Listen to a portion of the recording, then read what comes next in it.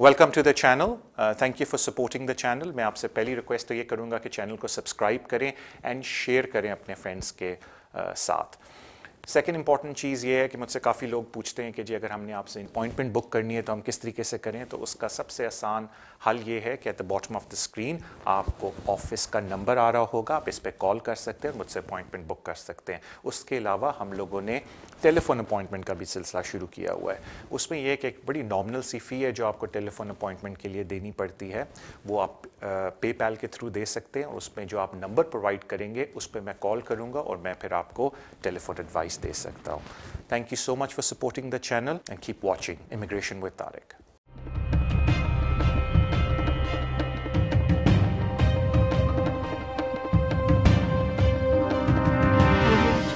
अस्सलाम वालेकुम, welcome to the show immigration with Tariq. Show का फॉर्मेट आपको पता होगा। अगर आपका इमिग्रेशन का कोई भी मसला है आप शो में कॉल कर सकते हैं। मैं पूरी कोशिश करूंगा आपको ऐसी इन्फॉर्मेशन दूं जो आपके लिए फ़ायदेमंद साबित हो सके।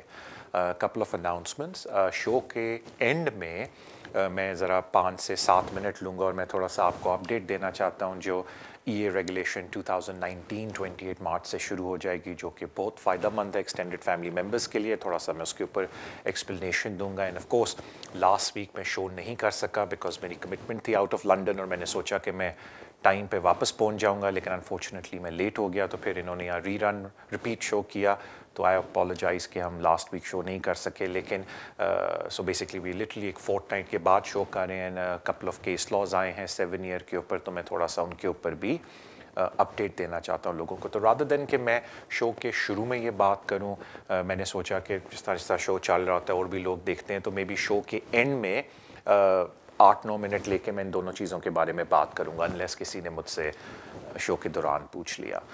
थैंक यू सो मच आपके पेशेंस का। और बिफोर मैं कॉल्स लेने का सिलसिला शुरू करूँ, जो मैं हमेशा रिक्वेस्ट करता हूँ कि सोशल मीडिया में भी शो को सपोर्ट कीजिए, फॉलो कीजिए। Thank you so much. अपने पहले कॉलर की तरफ चलते हैं। अस्सलाम वालेकुम। अस्सलाम वालेकुम तारिक साहब, कैसे हैं? ठीक ठाक हैं? अल्हम्दुलिल्लाह सर। वालेकुम अस्सलाम। सर मैं अपने भांजे के बारे में बात करनी है। वो यहाँ पर ओवर स्टे था, तो स्टूडेंट वीज़े पे आया था, तो फिर वो स्पेन चला गया ऐसे ही। तो उसकी वहाँ पर गर्लफ्रेंड है, वो ब्रिटिश है। अभी उन्होंने वहाँ पर केस अप्लाई किया है वीज़े के लिए ना। तो वो स्पेनिश अथॉरिटी जो है वो उस लड़के से 3 साल इमिग्रेशन हिस्ट्री मांग रही है। तो वो कैसे प्रोवाइड करके दें, क्योंकि वो 2011 में यहाँ पर आया था, 2012 तक उसका वीज़ा था। उसके बाद उसने एक एप्लीकेशन अप्लाई किया FLRO, जो कि 2014 में ख़त्म हो गई थी।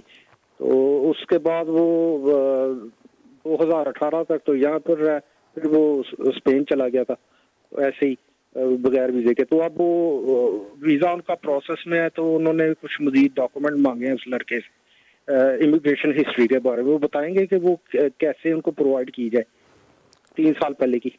Okay, thank you so much आपकी कॉल का। देखें, पहली बात है कि हम लोग इमिग्रेशन के सवाल जो आप करते हैं यूके इमिग्रेशन के, हाँ जो लोग यूरोप से इधर आ रहे हैं सुरेंद्र सिंह रूट के तहत उनके सवाल जवाब देते हैं।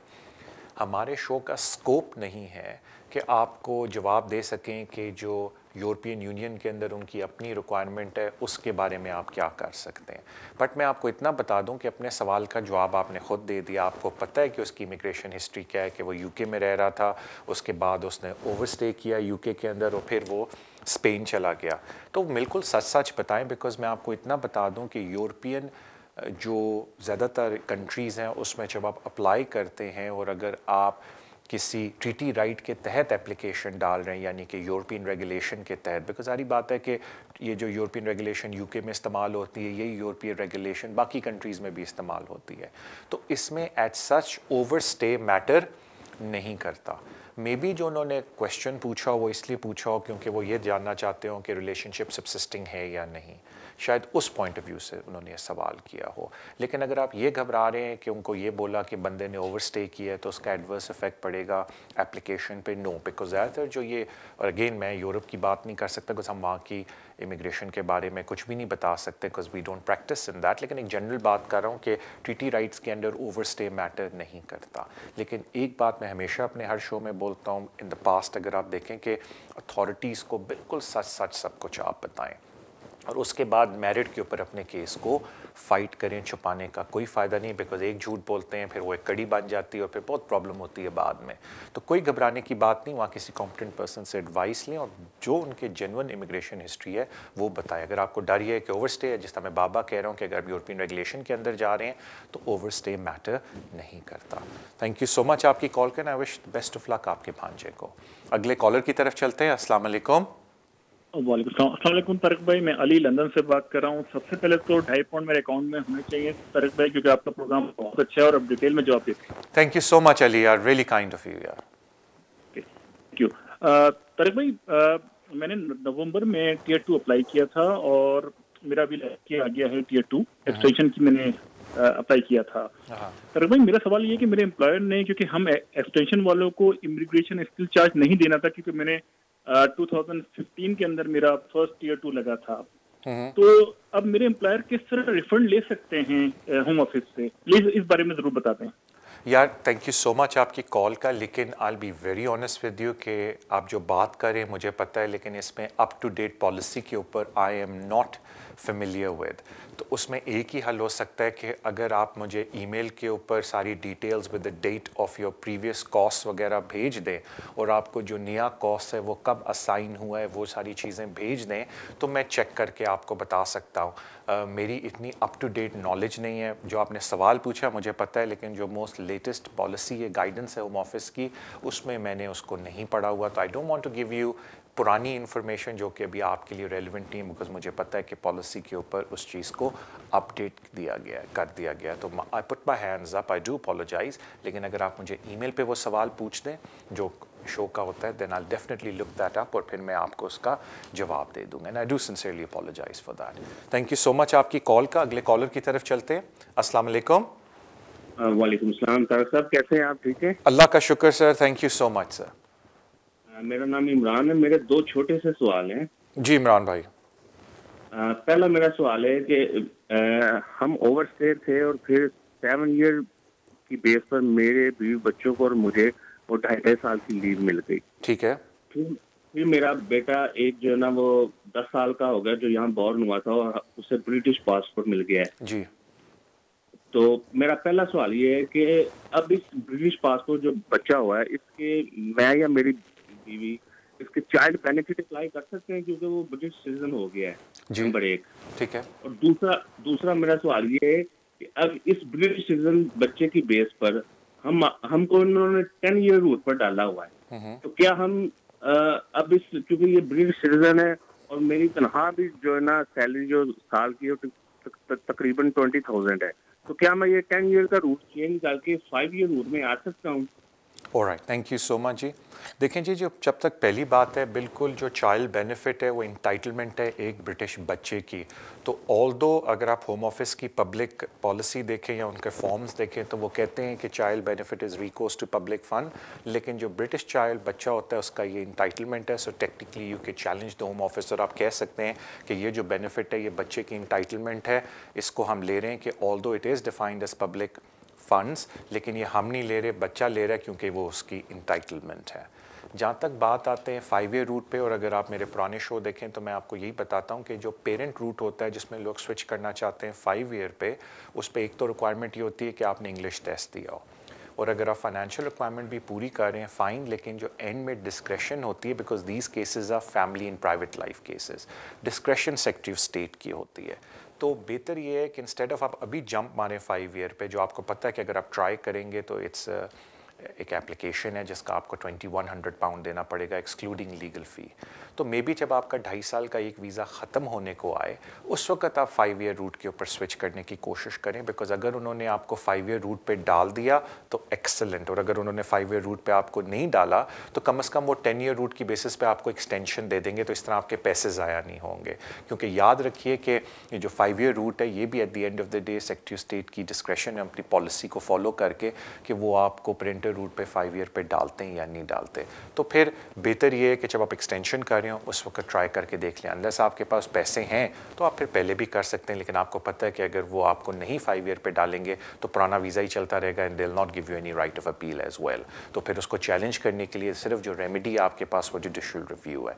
तभी लोगों को ज़्यादातर लोग कहते हैं कि जी जब आप अपने पहले टेन्योर के एंड में आने लगें उस वक्त ट्राई करें कि वो आपको 5 ईयर रूट पे स्विच कर दें ताकि आपके पैसे ज़ाया ना हो, क्योंकि अगर वो नहीं मानेंगे तो you can at least carry on with your 10 year route. Thank you so much आपकी कॉल का, और आपको काफ़ी मुबारक हो कि आपके मसले अब आहिस्ता आहिस्ता हल होने की तरफ जा रहे हैं। वीज़ा मिल गया तो हल ही हो गए। अगले कॉलर की तरफ चलते हैं। अस्सलाम वालेकुम। तुम समझ गए इस बात को? हेलो हेलो, अस्सलाम वालेकुम। जी वालेकुम अस्सलाम। तारिक साहब मेरा क्वेश्चन ये है कि मैं हेलो जी मैं आपकी बात सुन रहा हूँ, अपना सवाल पूछ लें। तारिक साहब, मेरे और मेरे हस्बैंड का केस अपर ट्राइब्यूनल में है इस वक्त। उनका असाइलम बेस है और मेरा एक्सटेंशन है FLRO की। मुझे आपसे पूछना ये है कि अगर खुदा ना खास्ता ये हमारा रिफ्यूज हो गया तो मेरी 3C अब तक कंटिन्यू है, आगे भी कंटिन्यू रहेगी? क्योंकि असाइलम में तो 3C कंटिन्यू नहीं रहती है। ठीक है, और आप 3C कंटिन्यू क्यों करना चाह रही हैं, कोई वजह है उसकी? क्योंकि जी हाँ, क्योंकि मैं 10 साल होने में मुझे सिर्फ 6 मंथ रह गए हैं और मैं रेगुलर मेरा सब कुछ मामला हैं। Okay, thank you so much. देखें पहली बात, थैंक यू सो मच आपकी कॉल की। देखें असाइलम वाली बात तो आपने बिल्कुल दुरुस्त की कि वहाँ वो फिर वन स्टॉप आ जाता है तो उसको हम साइड पे रख देते हैं। अब हम आ जाते हैं आपकी तरफ, क्योंकि आपने कहा कि आपका 3C चल रहा है। देखें अगर आपने इन टाइम एप्लीकेशन डाली और आप फर्स्ट स्टेज ट्राइब्यूनल में गई और आप ज़ाहिरी बात है वहाँ हारी हैं तो आप अपर ट्राइब्यूनल में गई हैं क्योंकि आप कह रही हैं कि आपका 3C चल रहा है। तो इतना याद रखें कि अपर ट्राइब्यूनल में होता ये है कि पहले अगर आप फर्स्ट स्टेज ट्राइब्यूनल में हार जाएँ तो आप एक एप्लीकेशन डालते हैं फर्स्ट स्टेज ट्राइब्यूनल में फॉर अपर ट्राइब्यूनल, जिसको हम कहते हैं परमिशन एप्लीकेशन। अगर आप वो भी हार जाएं तो फिर आप डायरेक्ट अपर ट्राइब्यूनल में जाते हैं परमिशन एप्लीकेशन के लिए जो सेकंड होती है। अगर आप वो भी हार जाएं तो फिर आप कोर्ट ऑफ अपील के अंदर जा सकते हैं एप्लीकेशन के लिए, और ये जितनी भी स्टेजेस हैं ये टेक्निकली आपकी एक्सटेंट लीव के अंदर आती है। तो मुझे नहीं पता कि आप किस स्टेज के ऊपर हैं, सेकेंड पे या फर्स्ट वाली पे, क्योंकि एक तो होती है मेन हियरिंग, उसके बाद 1, 2 और 3। तो अगर आप 2 पे भी हैं तो अभी एक थर्ड आपके पास अवेलेबल है। तो मैं कोई ज़्यादा बोलना नहीं चाहता बिकॉज मुझे नहीं पता आप किस स्टेज पे। काफ़ी लोग ये बोलते हैं कि जी हमने अपर ट्राइब्यूनल में डाला है जबकि वो स्टेज 1 पे होते हैं, क्योंकि एप्लीकेशन के फॉर्म पे लिखा होता है permission to the first stage tribunal for the upper stage tribunal. तो लोगों को उसकी समझ नहीं आती। तो आई एम अज्यूमिंग कि आप फर्स्ट स्टेज पे या सेकेंड स्टेज में, तो मोस्ट लाइकली एक स्टेज अभी भी आपकी रहती होगी। अब ये बोलना कि आया मेरा 6 महीने पूरे होते हैं, यानी वी डू नॉट नो, लेकिन there is a good possibility कि अगर आप सेकंड स्टेज पे हैं तो थर्ड तक आपके 6 महीने पूरे हो जाएंगे, बिकॉज 7 to 8 वीक्स तो वो आराम से लगा देते हैं आजकल डिसीजन देने पे। तो आपको पता है कि 12 आपको आपके अगर 6 महीने रहते हैं तो पीछे कम ही वीक रह जाएंगे, तो देयर इज़ अ पॉसिबिलिटी कि आप वहाँ तक स्ट्रेच कर लें। लेकिन अगर किसी वजह से आप वहाँ तक अपने अपील प्रोसेस को स्ट्रेच नहीं कर पाती, then you should take advice from a competent person कि जी मेरा इतना गैप रह गया तो किस तरीके से मैं उस गैप को पूरा करने की कोशिश कर सकती हूँ। थैंक यू सो मच आपकी कॉल की, and I wish you all the best. अगले कॉलर की तरफ चलते हैं। अस्सलाम वालेकुम। जी वालेकुम अस्सलाम। डॉक्टर साहब, मेरा आपसे ये क्वेश्चन है कि मेरे हस्बैंड को ब्रिटिश नेशनलिटी मिली थी 10 इयर्स कंप्लीशन पे, राइट जी। और लाइक मेरा भी उनके साथ मतलब 10 इयर्स मेरे जो हैं कंप्लीट हो जाएंगे 2020 जनवरी में, राइट। ठीक है। तो मैं अभी एक्सटेंशन पे हूँ एज अ ब्रिटिश नेशनल के जो एक्सटेंशन चलती है ना, तो मेरी वो एक्सटेंशन चल रही है। ठीक है। मेरा आपसे क्वेश्चन ये है कि मैं अपना जो वीज़ा है ना वो 10 ईयर की बेस पे अप्लाई करना चाह रही हूँ जनवरी में, ठीक है। The reason is that I am calling, वो ये है कि मैं 2010 से 2011 में 5 महीने के लिए पाकिस्तान में रही थी, ठीक है। और उसके बाद 2016 और 2018 यानी इन 2 सालों में मैं तकरीबन 105 दिन जो हैं वो बाहर रही हूँ यूके से। तो जब मैं अपना वीज़ा अप्लाई करूंगी तो ये जो मेरे 5 महीने आउट ऑफ द यूके हैं ये मैटर करेंगे? Okay, thank you. ठीक है, पहला सवाल वो 5 महीने का हो गया। और कोई सवाल? नहीं, ये। और दूसरा सवाल मेरा आपसे मतलब ये है कि उन्होंने हमें कहा है कि अब ये सारा ऑनलाइन हो गया है ना एप्लीकेशन। बिल्कुल। तो जो मैं अपना एविडेंस दूंगी 10 ईयर का, ठीक है, तो वो ये 10 इयर्स का एविडेंस होगा, उसमें मैं क्या क्या पॉसिबल डॉक्यूमेंट्स उसमें ऐड कर सकती हूँ अपने ठीक, मैं समझ गया आपकी बात, बिल्कुल मैं आपकी मतलब बात लाइक पासपोर्ट हो गया। और दूसरी बात ये है कि मैंने जब ये पूरे 10 साल मैं लीगली अपने हस्बैंड के वीजे के साथ यानी स्पाउस वीजे पे रही हूँ। पहले वो स्टूडेंट थे, उन्होंने PSW मिला, फिर HSMP मिला, ठीक है, फिर वो उनके 10 इयर्स कंप्लीट हुए, उन्हें आया मतलब वो इंडेफिनेट मिला, फिर उन्हें ब्रिटिश नेशनल मिली। मतलब मेरे इस तरह उनके साथ 10 साल पूरे हो रहे हैं। और अभी भी जो मेरा वीजा है एक्सटेंशन का, मैं आपकी बात बिल्कुल समझ गया, I am with you on that.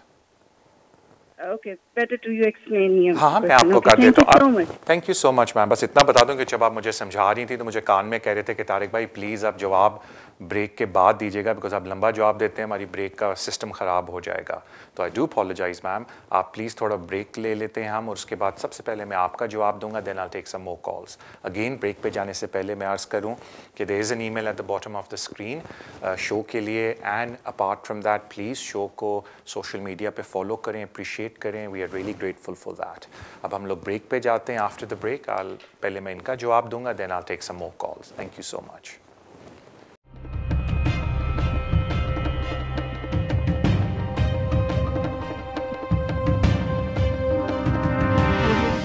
Waste London solicitors, अगर आपका कोई भी कानूनी मसला हो आप हमें कांटेक्ट कर सकते हैं। हम स्पेशलाइज करते हैं in the areas of immigration, asylum and nationality issues, business rate disputes, housing benefit and tax credit issues. हमारी टीम रेजिडेंशियल कन्वेंसिंग भी करती है और हम सिविल लिटिगेशन डिस्प्यूट्स को भी हैंडल करते हैं। अगर आपका कोई भी कानूनी मसला है तो आप हमसे आज ही राब्ता कीजिए on 0208 571 1001। Our website is westlondonsolicitors.com. West London Solicitors, working with you.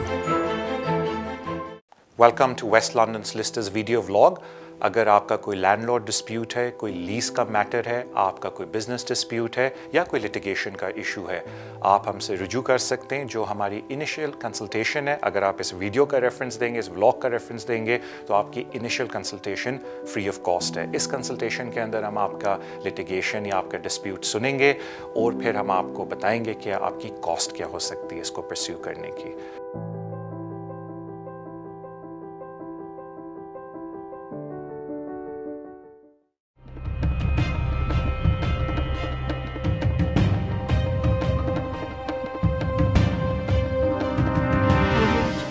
Welcome back to the show. Break पे जाने से पहले लॉन्ग रेजिडेंस का एक सवाल आया था, तो पहले मैं थोड़ा सा लॉन्ग रेजिडेंस के बारे में बता दूं, देन आई विल आंसर जो उनके दो सवाल थे। देखें जी, लॉन्ग रेजिडेंस ये होती है कि अगर कोई बंदा लीगली इस मुल्क में 10 साल तक रहे। It's stand alone application, meaning कि डिपेंडेंट्स आप उस एप्लीकेशन के अंदर नहीं डाल सकते। तो अक्सर जो मेन एप्लीकेंट्स PBS पे होते हैं, अक्सर मैं देखता हूँ स्टूडेंट, PSW, फिर बाद में एंटरप्रेन्योरल या वो जनरल वीज़ा या वर्क परमिट पे आते हैं, तो उनके पीरियड PBS से पहले ही 10 साल हो जाते हैं। तो उस टाइप के लोग अपने आप का लॉन्ग रेजिडेंस एप्लीकेशन डालते हैं। जब वो अपनी लॉन्ग रेजिडेंस डाल रहे होते हैं तो साथ ही अपनी वाइफ की स्पाउस वीज़ा एप्लीकेशन डाल देते हैं, चाहे वो FLR FP के ऊपर हो या वो 5 ईयर रूट पे हो स्पाउस वीज़ा की, क्योंकि आप डिपेंडेंट लॉन्ग रेजिडेंस के अंदर नहीं कर सकते, तो वो एक अलग से स्पाउस एप्लीकेशन जाती है। तो आपके साथ भी हुआ कि आपके हस्बैंड लॉन्ग रेजिडेंस पे आए और एट द सेम टाइम आपको स्पाउस रूट के ऊपर डाल दिया। अब क्योंकि 2020 में आपका अपना लॉन्ग रेजिडेंस पूरा हो रहा है, तो उस सिलसिले में आपका पहला सवाल ये था कि तारिक भाई मैं बीच में 5 महीने के लिए मुल्क से बाहर गई थी। तो पहले मैं आपको एक बात बता दूं कि जो एक कंडीशन होती है लॉन्ग रेजिडेंस की, वो ये होती है कि एक तो आपने लॉफुल पीरियड 10 साल का इस मुल्क में गुजारा हो एंड वो पीरियड कंटिन्यूस हो। और अगर आप कंटिन्यूस पीरियड की पॉलिसी देखें होम ऑफिस की वेबसाइट पे, तो वो हम कैलकुलेट कैसे करते हैं, तो वो ये कहते हैं कि किसी भी एक 12 महीने के अंदर, यानी कि जब आप लॉन्ग रेजिडेंस एप्लीकेशन डाल रहे हैं वो हर 12 महीने का गैप बना देते हैं, और अगर किसी भी एक 12 महीने के अंदर अगर आप कंसेक्यूटिवली 6 महीने से ज़्यादा मुल्क से बाहर रहे हों, तो वो कहते हैं कि आपका कंटिन्यूस रेजिडेंस ब्रेक हो गया। आपके केस में आप सिर्फ 5 महीने रही हैं, तो अगर आप उस पीरियड के अंदर आती भी हैं, क्योंकि आपका पीरियड 5 मंथ्स था, यू आर सेफ, आपका कंटिन्यूस रेजिडेंस ब्रेक नहीं हुआ। इससे पहले मैं आपके अगले सवाल का जवाब दूं, मैं काफ़ी ज़्यादा रिफ्यूज़ल देखता हूं जिसमें लोगों के कंटिन्यूस रेजिडेंस ब्रेक हो जाता है, और वो पूरी एक्सप्लेनेशन मुझे तो आके बताते हैं, लेकिन जब मैं उनके डॉक्यूमेंट पढ़ता हूं तो उस हिसाब से एक्सप्लेनेशन उन्होंने अपने एप्लीकेशन के अंदर नहीं दी होती। तो it is very important, please अगर किसी का 6 महीने है या 7 महीने या साल भी है या 1.5 साल भी है, तो प्लीज़ होम ऑफिस की पॉलिसी पढ़ लें कि अगर कंटिन्यूस रेजिडेंस आपका ब्रेक हो गया है, किन सर्कमस्टांसेस के ऊपर हम अपनी डिस्क्रेशन अप्लाई करेंगे और हम उस पीरियड को माफ़ कर देंगे। It is very important. लोग वो पॉलिसी नहीं पढ़ते और अपनी एक्सप्लेनेशन दे रहे होते हैं। इट इज़ वेरी इंपॉर्टेंट कि आप वो पॉलिसी पढ़ें। ये मैं आपके लिए नहीं बोल रहा बिकॉज आपका तो 5 मंथ का पीरियड है, ये मैं बाकी लोगों के लिए बोल रहा हूँ बिकॉज मैं काफ़ी केसेस देखता हूँ जिसमें उन्होंने कंटिन्यूस रेजिडेंस में ब्रेक आ गई और प्रॉब्लम होती है लोगों को। तो मैं उनके लिए ये बात बोल रहा हूँ कि प्लीज़ किसी कॉम्पिटेंट पर्सन के पास जाके अपनी ब्रेक को डिस्कस करें। और उससे भी इम्पॉर्टेंट बात है, अक्सर लोगों को ब्रेक का ज़्यादा पता नहीं होता, सब्जेक्ट एक्सेस रिक्वेस्ट जो फ्री ऑफ चार्ज है होम ऑफिस से, वो निकलवाएं।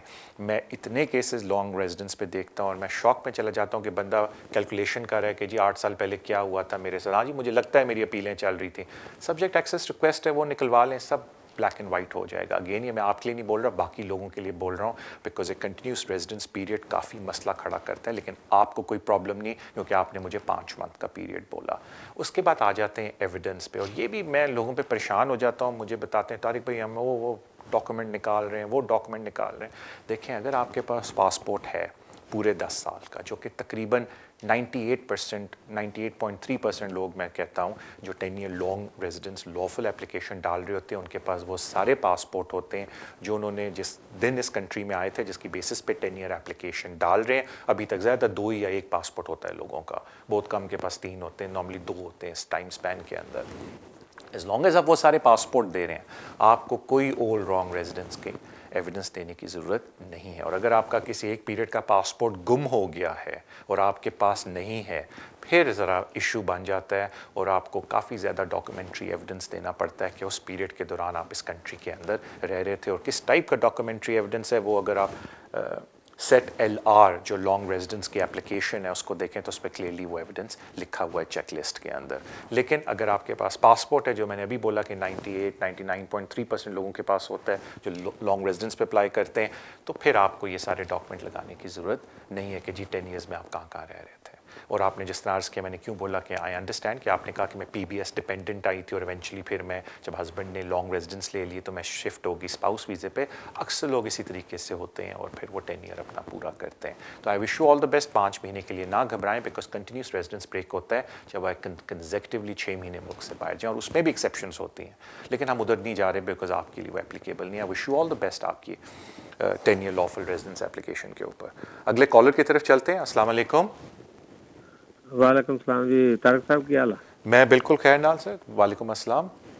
हाँ जी सर जी, लास्ट वीक में मेरी कॉल वेटिंग थी 40 मिनट, मुड़ के नंबर ही नहीं आया। I am very sorry sir, मैं माजरत खा हूं, अपना सवाल पूछ लें। हाँ जी, नहीं कोई नहीं, नंबर तो हाँ जी, ते बड़ी मेहरबानी। ते मेरा नाम मोहम्मद अरशद है, मैं लंदन तो बोल रहा। जी अरशद भाई। हाँ जी, मेरा सर जी बस एक सवाल है, जरा ਤੁਸੀਂ ਤਫਸੀਲ ਨਾਲ ਦੱਸ ਦਿਓ ਤੇ ਮਿਹਰਬਾਨੀ। ਮੈਂ ਉਹ ਜ਼ਾਕਰ ਖਾਨ ਦੇ ਵੀ ਪ੍ਰੋਗਰਾਮ ਕੀਤੇ, ਪ੍ਰੋਗਰਾਮ ਉਹ ਸਹੀ ਗੱਲ ਹੀ ਨਹੀਂ ਕੋਈ ਦੱਸੀ ਕਿਸੇ ਨੇ, ਥੋੜੀ ਪਰੇਸ਼ਾਨ ਜਿਹਾ ਸੀਗਾ।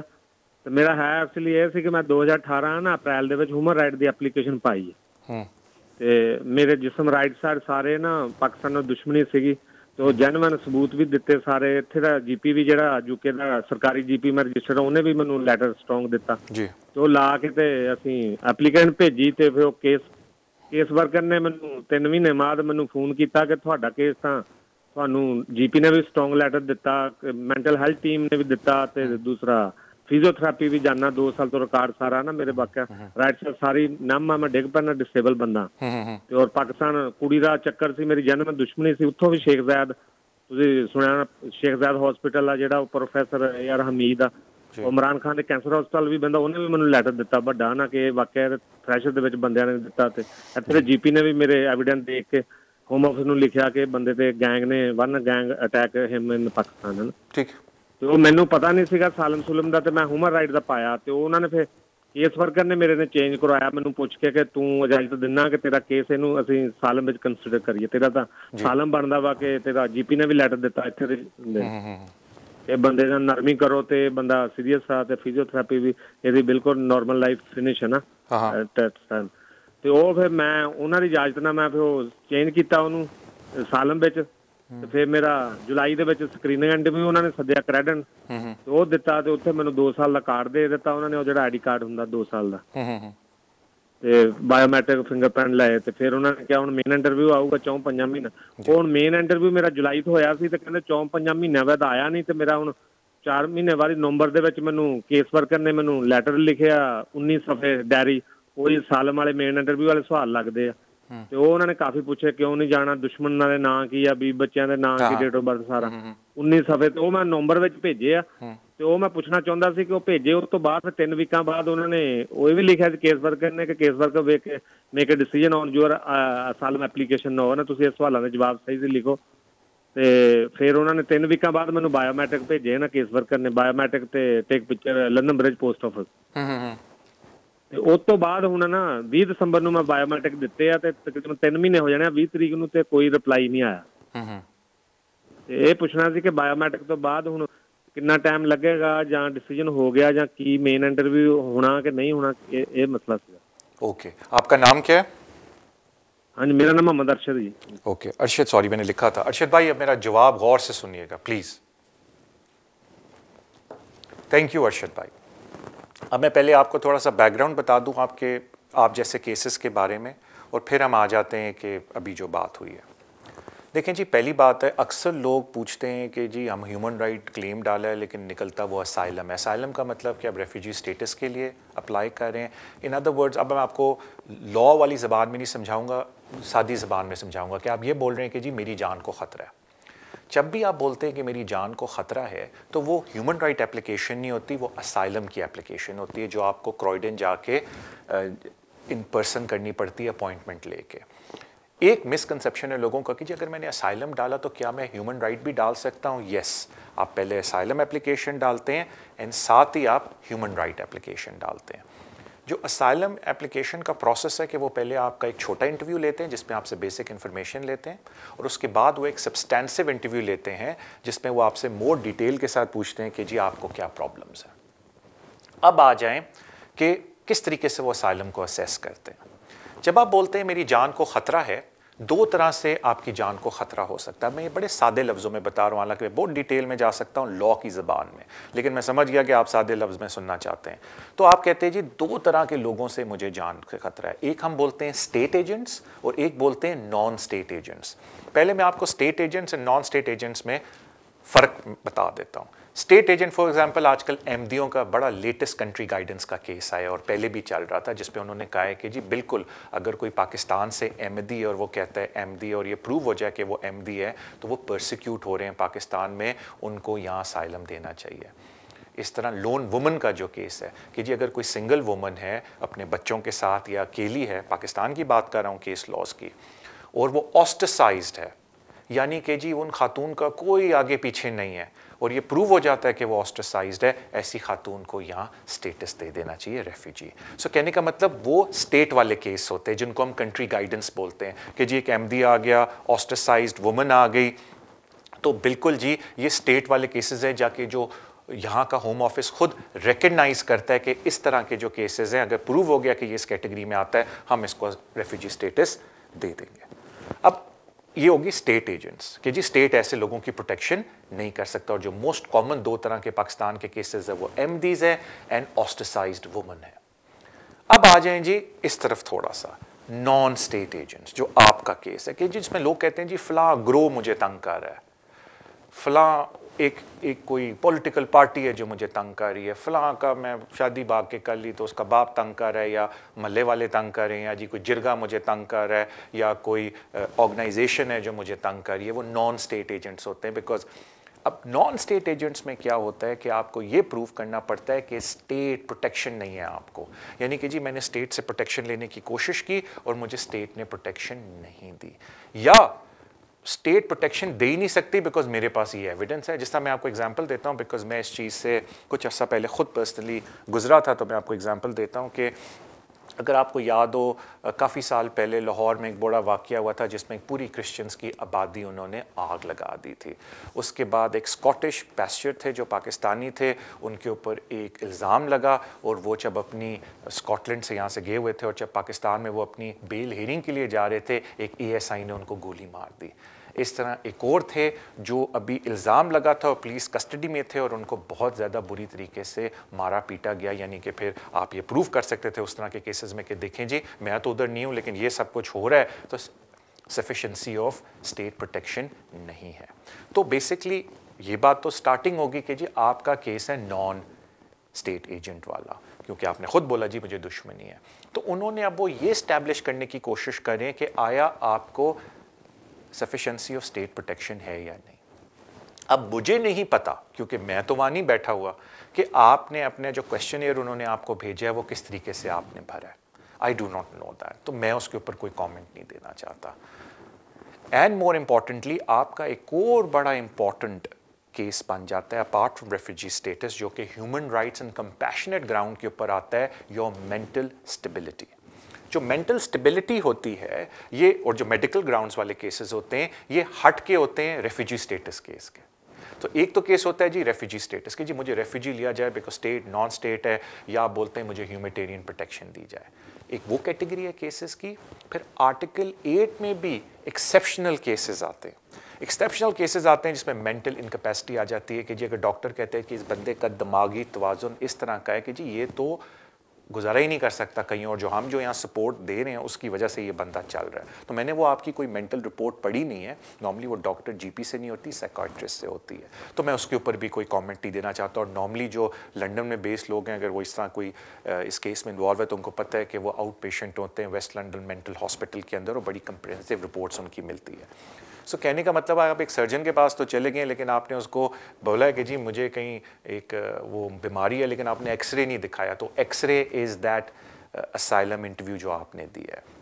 तो मेरा कहने का मतलब है कि मैं सिर्फ आपके लिए दुआ कर सकता हूँ, और मैं उम्मीद करता हूँ कि अगर केस वर्कर ने आपसे तस्वीरें मांगी हैं that is good news for you, लेकिन मैं उससे ज़्यादा इसलिए कुछ नहीं कह सकता सर कि मैं आपका पूरा केस समझ गया, क्योंकि असाइलम काफ़ी ज़्यादा उसमें आपको पता है वो नॉलेज हो जाती है बंदे की काम कर करके, लेकिन मुद्दा आपने क्या खड़ा किया है और आपने क्या बोला है मेंटल इनकैपेसिटी के ऊपर रिपोर्ट्स के तहत, आपने क्या बोला है efficiency and sufficiency of state protection के ऊपर, वो मुझे नहीं पता, तो उसके ऊपर मैं कोई कमेंट नहीं दे सकता। आप बेहतर ये है कि सब्र से काम लें प्लीज़। जो अब असाइलम एप्लीकेशंस हैं वो नैम मॉडल के थ्रू होती है, जिनको हम कहते हैं न्यू असाइलम मॉडल, और ये पुराने वाले अब केसेस नहीं है, 3-3, 6-6 साल तक कुछ होता ही नहीं है। इवेंचुअली आपको डिसीजन मिल जाएगा, अनकरीब मिलेगा, बिकॉज सीम्स एज इफ के केस वर्कर आपके केस के ऊपर है। अगर आप थोड़ा पुश करना चाहते हैं अपने MP के पास जाएँ, वो बड़ी जल्दी से होम ऑफिस को लिखेगा और इंशाल्लाह आपका रिजल्ट आएगा। मैं बिल्कुल आपके लिए पूरी उम्मीद हूँ कि आपका पॉजिटिव रिजल्ट आए, लेकिन अगर खुदा न खास्ता आपका नेगेटिव रिजल्ट आता है तो किसी कॉम्पिटेंट पर्सन के पास जाके अपने केस को डिस्कस करें हियरिंग पे जाने से पहले। Thank you so much Arshad भाई, and I wish you all the best. मुझे बताया जाता है कि हमारा ब्रेक का टाइम है, शो की ईमेल आ रही होगी eight the bottom of the screen. बाकी प्लीज़ शो को सोशल मीडिया के ऊपर भी सपोर्ट कीजिए।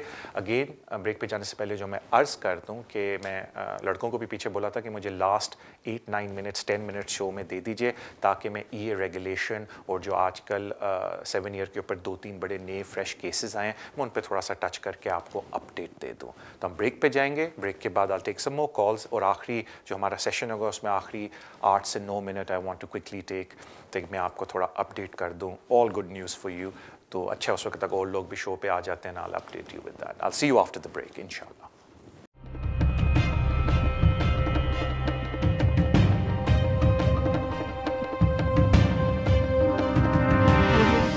वेस्ट लंदन सोलिसिटर्स, अगर आपका कोई भी कानूनी मसला हो आप हमें कांटेक्ट कर सकते हैं। हम स्पेशलाइज करते हैं in the areas of immigration, asylum and nationality issues, business rate disputes, housing benefit and tax credit issues. हमारी टीम रेजिडेंशियल कन्वेंसिंग भी करती है और हम सिविल लिटिगेशन डिस्प्यूट्स को भी हैंडल करते हैं। अगर आपका कोई भी कानूनी मसला है तो आप हमसे आज ही राब्ता कीजिए on 0208 571 1001। Our website is westlondonsolicitors.com. West London Solicitors, working with you. Welcome to West London Solicitors video vlog. अगर आपका कोई लैंडलॉर्ड डिस्प्यूट है, कोई लीज का मैटर है, आपका कोई बिजनेस डिस्प्यूट है या कोई लिटिगेशन का इशू है, आप हमसे रुजू कर सकते हैं। जो हमारी इनिशियल कंसल्टेशन है, अगर आप इस वीडियो का रेफरेंस देंगे, इस व्लॉग का रेफरेंस देंगे, तो आपकी initial consultation free of cost है। इस कंसल्टेशन के अंदर हम आपका लिटिगेशन या आपका डिस्प्यूट सुनेंगे और फिर हम आपको बताएंगे कि आपकी कॉस्ट क्या हो सकती है इसको परस्यू करने की।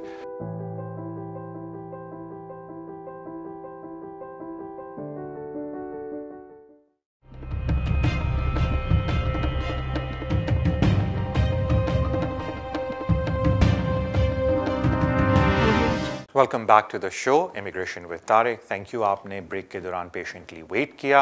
Let's take the next caller. अस्सलाम वालेकुम। अस्सलाम वालेकुम तारिक जी। वालेकुम अस्सलाम सर। तारिक जी, आप तक पहुंचने में 40 मिनट लग गए। सर मैं बहुत शर्मिंदा हूँ, आप यकीन करें। नहीं sir, I am very sorry about आपसे बात हो रही है, वो ही बहुत बड़ी बात है हमारे लिए। Thank you so much sir. Tariq ji, मेरे को ये पूछना था, मेरा असाइलम का केस चल रहा है और मेरा बेटा हो गया 5 साल का। क्या मैं इसी केस के अंदर मैं उनको इन्फॉर्म कर सकता हूँ कि वो स्टेटलेस है? ओके, और आप कौन सी नेशनैलिटी हैं, प्लीज ये बता दें। मेरी इंडियन नेशनैलिटी। ठीक है। एक चीज मेरे को और पूछनी है, अभी डिसीजन हमारा पेंडिंग है, वो देने वाले हैं डिसीजन। जी। दूसरी बात, अगर हमको इसका सिटीजनशिप अप्लाई करना है तो हम लोग पहले ही नैच की सपोर्ट के ऊपर है, तो क्या उसके लिए हमको फीस वेवियर मिलेगा अगर हम उनको इन्फॉर्म करते हैं? तीसरी बात, अगर एक मेरा बच्चा यूएस सिटीजन है, उसके लिए भी सेम रूल लागू होता है? वो 6.5 ईयर हो गए उसको यहाँ पर ऑलमोस्ट, तो क्या वो 7 ईयर बेस पे आता है, रूट पे आएगा? एक चीज मेरे को ये कंफर्म करनी है, अगर हम ह्यूमन राइट्स पे जाते हैं तो किस बेस पे जा सकते हैं? ओके, बड़ी मेहरबानी आपकी कॉल की, थैंक यू सो मच। अभी हम स्टेप बाय स्टेप चलते हैं। आपका इस वक्त एग्जिस्टिंग असाइलम क्लेम है। आप कहते हैं कि जी मेरे बच्चे को 5 साल पूरे हो गए। देखें जी, जो स्टेटलेस का केस है वो केस है registration as a British citizen, उसका असाइलम से कोई ताल्लुक नहीं। तो एक चीज़ तो आप इमीडिएटली करें प्लीज़, कि आप इंडियन हाई कमीशन को कांटेक्ट करें और वो उनकी काउंसलर सर्विसेज हैं, other services, and I am really grateful to Indian high commission कि उन्होंने अपने लोगों के लिए ये सर्विस शुरू की है जिसमें वो कोई ड्रामा वगैरह नहीं करते। आपने एक बड़ी नॉमिनल फ़ी देनी है, फॉर्म फिल करना है और वो आपको बड़ी जल्दी से अपना सर्टिफिकेट दे देते हैं कि आपका बच्चा रजिस्टर्ड नहीं है। एंड आई थिंक अगर आप मेरे पुराने शो देखें, मैं बहुत खुश हूँ इंडियन हाई कमीशन से कि उन्होंने अपने लोगों के लिए ये सर्विस बीच में शुरू की, and it is really helpful कि लोगों को ख्वारी नहीं करनी पड़ती। तो इमीडिएटली अपना वो सर्टिफिकेट लें जो कंफर्म करता है इंडियन हाई कमीशन से कि आपका बच्चा रजिस्टर्ड नहीं है, एंड इमीडिएटली आप उसकी रजिस्ट्रेशन के लिए as a stateless child application डाल दें और असाइलम केस के अंदर होम ऑफिस को अपडेट कर दें कि हमने अलग से एप्लीकेशन डाल दी है for registration as a British child. लेकिन वो आपको हर हाल में अलग से एप्लीकेशन डालनी है, उसका अलग से फॉर्म भर के जमा कराना है, बिकॉज वो नेशनैलिटी डिपार्टमेंट अलग है होम ऑफिस का। आपकी बात एक बिल्कुल दुरुस्त है कि अगर आपके पास वही जो उनकी फ़ीस होती है उसके पैसे नहीं है क्योंकि आप नैश सपोर्ट पे हैं, तो फ़ी वेवर का फॉर्म भर के वो भी साथ लगा दें। अगर वो आपको फ़ी वेवर नहीं मानते तो आई वुड स्ट्रांगली रिकमेंड या आपसे रिक्वेस्ट करूँगा कि किसी दोस्त यार से या अपने गुरुद्वारे से या आप जहाँ चर्च में जाते हैं उधर से कोशिश करें कि थोड़े आपकी कम्युनिटी वाले मिल के आपको थोड़े से पैसे दे दें ताकि आपके बच्चे को MK लॉ के तहत ब्रिटिश सिटीजनशिप मोस्ट लाइकली मिल जाए। मैं गारंटी नहीं देता मिलेगी, बट देखने में आया जिनको 5 ईयर हो वो स्टेटलेस है उनको मिल जाती है, तो उससे आपका केस बड़ा स्ट्रॉन्ग हो जाएगा। तो पहले तो इस एक्सरसाइज को लाजमी करें। अब आ जाते हैं असाइलम के ऊपर। अगर आप पुराना केस सुन रहे थे जिन्होंने मुझसे डिस्कस किया, और मैंने बोला कि लोगों को एक बड़ी मिसकंसेप्शन है कि अगर हम असाइलम करेंगे तो हम ह्यूमन राइट का केस नहीं कर सकते। आप बिल्कुल साथ ही ह्यूमन राइट का केस कर सकते हैं। तो पहले तो आप अपडेट करेंगे उनको कि देखें जी मेरा असाइलम केस चल रहा है, मैंने बच्चे की स्टेटलेस एप्लीकेशन डाल दी है, और अगर एक दफ़ा आपके बच्चे का ब्रिटिश पासपोर्ट तो पहले नहीं मिलता, रजिस्ट्रेशन होती है, अगर वो कन्फर्म हो जाती है स्टेटलेस के तहत, तो आप उनको ह्यूमन राइट के तहत अपडेट कर सकते हैं कि देखें जी मेरे बच्चे की ब्रिटिश नेशनैलिटी हो गई है, रजिस्ट्रेशन, पासपोर्ट हम बाद में बनवा लेंगे, हमारे ह्यूमन राइट के अंदर इस केस को कंसिडर किया जाए। अब आ जाते हैं आपके अमेरिकन बच्चे के ऊपर। सारी बात है अमेरिकन शायद इसलिए बिकॉज वो अमेरिका में पैदा हुआ है। देखें जो स्टेटलेस एप्लीकेशन होती है वो इसलिए इंडियन बच्चों की होती है क्योंकि उनके पास कोई और नेशनैलिटी नहीं होती, एंड इंडियन लॉ ये कहता है कि अगर आपने पहले 5 साल के अंदर बच्चे को रजिस्टर नहीं किया तो फिर हम नहीं करेंगे। तो इसकी वजह से क्योंकि वो बच्चा स्टेटलेस होता है और इंडियन हाई कमीशन कन्फर्म करके दे देता है कि जी इसकी नेशनैलिटी हमारे पास, इसकी रजिस्ट्रेशन हमारे पास नहीं है, अब क्योंकि जो आपका, और इस वजह से उसको वो स्टेटस मिलता है MK लॉ की वजह से। अब लेकिन वो जो आपका दूसरा बच्चा है और उसके पास ऑलरेडी अमेरिकन नेशनैलिटी है, तो वो स्टेटलेस कैटेगरी में नहीं आता, वो रिलाई करेगा ह्यूमन राइट के ऊपर। मोस्ट लाइकली उसको 7 साल पूरे होने की आपको ज़रूरत नहीं पड़ेगी, बिकॉज अगर इस बच्चे को आपके ब्रिटिश रजिस्ट्रेशन मिल गई तो आपके केस बड़ा स्ट्रेट फॉरवर्ड हो जाता है। फिर आपकी मर्ज़ी है कि आपने असाइलम को परस्यू करना है, बिकॉज सारी बात अगर आप असाइलम केस जीतते हैं तो आपको रेफ्यूजी स्टेटस मिलता है जो 5 साल का होता है और उसके बाद इंडेफिनेट। और अगर आप कहते हैं नहीं हम असाइलम केस को विड्रॉ करके अपना ह्यूमन राइट केस परस्यू करना चाहते हैं तो फिर आपको पता है वो 2.5 साल के आपको वीज़े मिलेंगे एंड 10 ईयर्स बाद आप एलिजिबल हो जाएंगे सेटलमेंट के लिए। तो आया आपको असाइलम को परस्यू करना चाहिए या आपको ह्यूमन राइट करना चाहिए, वो बात की बात है। अभी वो पहले काम करें जो मैं आपको रिक्वेस्ट कर रहा हूँ कि अपने बच्चे की एप्लीकेशन डालें to register as a British child because of statelessness, क्योंकि वो स्टेटलेस है, पूरा प्रोसेस करके और फिर उनको साथ अपडेट करें। आई wish you all the best sir आपके केस के अंदर। थैंक यू सो मच आपकी कॉल का। अगले कॉलर की तरफ चलते हैं। हेलो हेलो,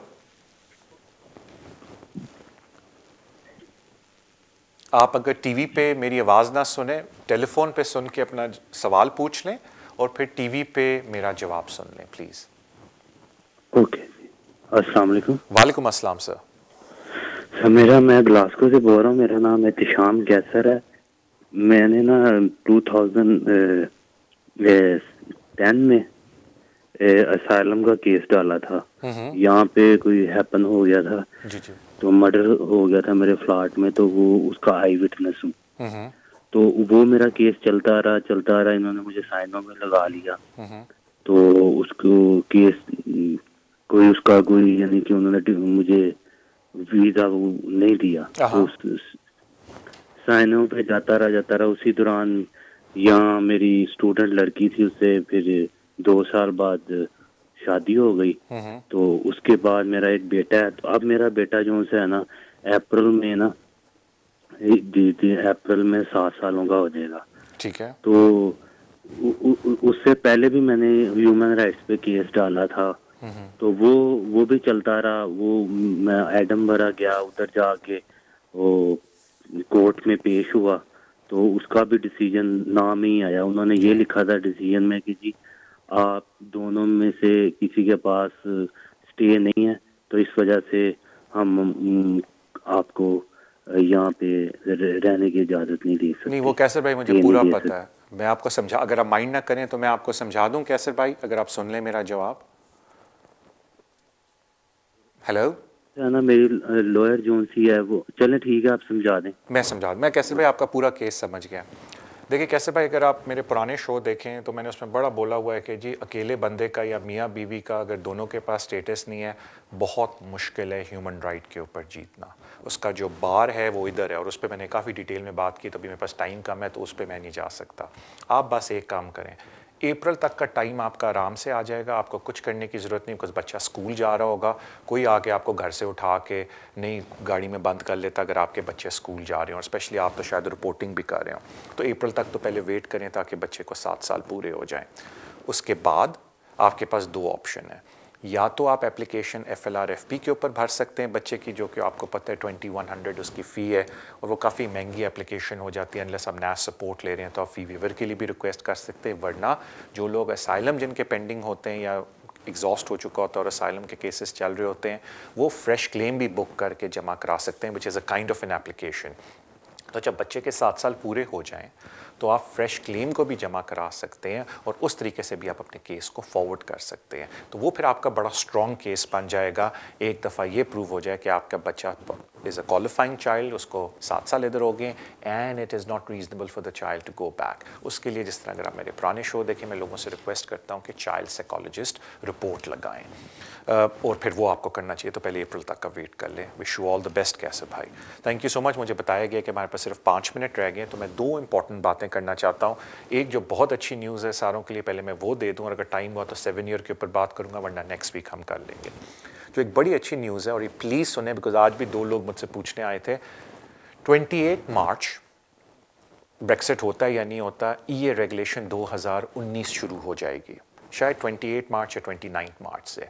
ये रेगुलेशन 2019, इस वक्त हम यूरोपियन ये जो ये रेगुलेशन 2016 के अंदर है।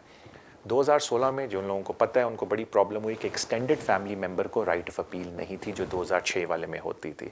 तो अक्सर लोग जो ड्यूरेबल रिलेशन के ऊपर एप्लीकेशन डालते थे, उनको राइट ऑफ अपील नहीं मिलती थी 2016 16 वाले रेगुलेशन में, और बड़ा उनको प्रॉब्लम होती थी।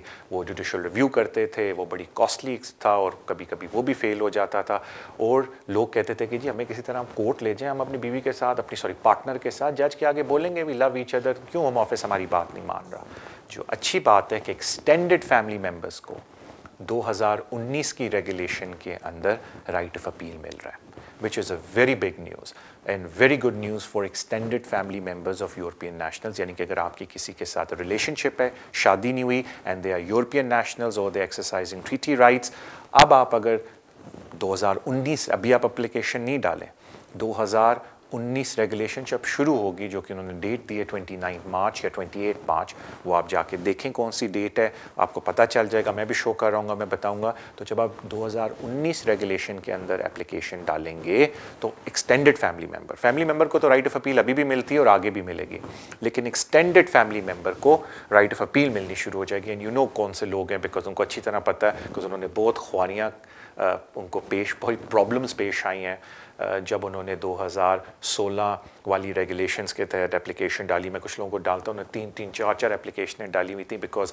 जुडिशल रिव्यू की कॉस्ट बहुत ज़्यादा थी और एप्लीकेशन 65 पाउंड की थी। तो जो भी होम ऑफिस इल्ज़ाम लगाता उसको ठीक करके फिर एप्लीकेशन डालते। तो उनके लिए बहुत अच्छी न्यूज़ है कि 29 मार्च के बाद जब ये रेगुलेशन 2019 आएगी, वो एप्लीकेशन एक्सटेंडेड फैमिली मेम्बर डालेंगे तो होम ऑफिस उनको राइट ऑफ अपील देगा। उसमें फ़ायदा ये होता है कि आप और आपकी पार्टनर जज के आगे जाके कह सकते हैं कि देखें जी होम ऑफिस ने ये इल्ज़ाम लगाया कि हमें 2 साल से इकट्ठे रहना है, ये रेगुलेशन ऐसी कोई बात नहीं बोलती, we are in a subsisting and genuine relationship, आप यहाँ डिसाइड कर लें कि हमारी जेन्युइन रिलेशनशिप है या नहीं। तो इससे काफ़ी ज़्यादा डोर खुल जाते हैं, बिकॉज अगर आप होम ऑफिस की पॉलिसी पढ़ें, ये रेगुलेशन की, उन्होंने गलत लिखा हुआ है कि जी हम उसको सबसिस्टिंग रिलेशनशिप कहते हैं कि 2 साल से आप इकट्ठे रह रहे हो और 2 साल से आपकी रिलेशनशिप हो, जबकि ये रेगुलेशन में ना इकट्ठे रहने का बोला गया है और ना ये बोला गया है कि 2 साल की रिलेशनशिप हो। जो वर्डिंग यूज़ हुई है वो है ड्यूरेबल रिलेशनशिप हो, आपकी इंटेंशन क्या है उसका ये मतलब है। तो कहने का मतलब that is very good news. जो लोग एक्सटेंडेड फैमिली मेम्बर के तौर पर एप्लीकेशन डाल रहे हैं या डालना चाहते हैं, आज भी मैं किसी से 1-2 लोगों से मिला, मैंने कहा जब भी रुक जाए, जब नई रेगुलेशन आएंगे उसके तहत डालें ताकि आपको राइट ऑफ अपील मिले। तो that is very good news for those kind of people. उसके अलावा अगर आप मेरे पुराने शो देखें तो मैं शुरू से कहता था कि जी 7 ईयर के ऊपर मेरी नज़र में तो हर एक को वीज़ा मिलना चाहिए, और इट डज़ नॉट मैटर कि अगर आपने जब अप्लाई किया तो 7 साल पूरे नहीं हुए, लेकिन जब आप हियरिंग पे जाते हैं अगर उस वक्त भी 7 साल पूरे हो गए तो जज को अंडर सेक्शन 117 उसको कंसिडर करना है। और यही बात जीजे केस लॉ के अंदर एंड ओए के अंदर इनडायरेक्टली जजेस ने बोली है। और जो सबसे इम्पॉर्टेंट बात अब शुरू हो गई है, जो लेटेस्ट केसेस आए हैं उसके अंदर, और जो जजेस भी एक्सेप्ट करते हैं कि पहले होम ऑफिस कहता था कि जी अगर हम पेरेंट्स को भेज रहे हैं तो बच्चा साथ चला जाएगा, तो अब जजेस ने कहा नो, आप देखें कि बच्चा जा ही रहा है, देखें why would it be unreasonable to send him. So इसका फ़ायदा ये हो गया कि पेरेंट्स के कॉन्डक्ट को थोड़ा सा साइड पे रख लिया गया है। लेकिन प्रॉब्लम ये है कि अगर केओ नाइजीरिया किसी ने पढ़ा है तो बैलेंस शीट एक्सरसाइज में जजेस ने कहा है कि फिर भी इनडायरेक्टली थोड़ा सा इफेक्ट पड़ेगा इस बात का कि पेरेंट्स का कॉन्टैक्ट क्या था। लेकिन अगर मेरे से पूछें तो मैं ये कहता हूँ कि केओ नाइजीरिया में जो एक अच्छी बात है कि जो लॉर्ड हैं उसने एमए केस लॉ को नहीं छेड़ा इसके अंदर, और एमए केस लॉ के अंदर ये बोला गया था कि बड़े पावरफुल एंड स्ट्रॉन्ग रीज़न चाहिए बच्चे को वापस भेजने के लिए जिसको यहाँ 7 साल हो गए हैं। तो आजकल 7 ईयर के ऊपर this is all good news. Fight करें अपने केसेस की। मुझे भापा बोला जा रहा है तारिक भाई टाइम पूरा हो गया, बट वो ये रेगुलेशन वाली वाज वेरी गुड न्यूज़। अपना ख्याल रखें। शो का email at the bottom of the screen आ रहा होगा। एंड अगेन जो मैं आपसे रिक्वेस्ट कर रहा था कि सोशल मीडिया के ऊपर शो को फॉलो करें, सपोर्ट करें सब्सक्राइब करके। थैंक यू सो मच आपकी सपोर्ट का जो आप देते हैं, और मैं दिल से शुक्रगुजार हूँ यहाँ टीम वाले भी कि आप इतना अपना कीमती वक्त निकाल के होल्ड करते हैं कॉल्स के ऊपर, और फिर आप शो पे कॉल करते हैं। I hope it is all worth it for you कि जो मैं आपको जवाब देता हूँ।